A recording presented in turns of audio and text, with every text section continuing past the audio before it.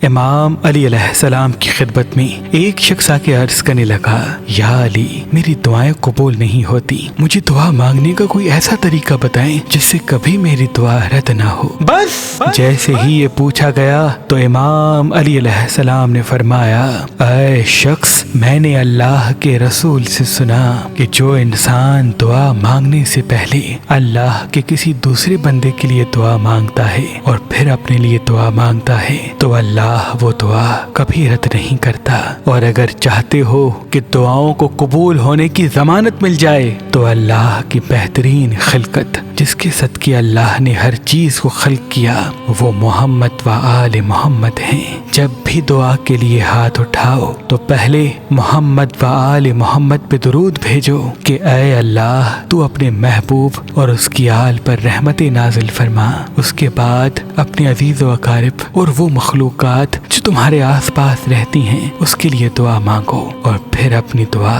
اللہ کی دربار میں پیش کرو۔ جیسے ہی فرشتے تمہاری دعا کو اللہ کی دربار میں پیش کریں گے تو اللہ یہ کہے گا کہ اس کا دل میری مخلوق کے لیے نرم ہے، اس کی آنے والی مصیبتوں اور پریشانیوں کو ختم کر دو، اس کی تقدیر کو روشن کر دو، اور فرشتوں کو حکم دے گا کہ یہ میرا بندہ جو میرے محبوب و میری خلقت کے لیے دعا کرتا ہے، اے فرشتوں، دنیا کے تمام انعامات و کامیابیوں کے راستے اس کی طرف کھول دو تاکہ یہ اپنی منزل تک احسن طریقے سے پہنچ جائے۔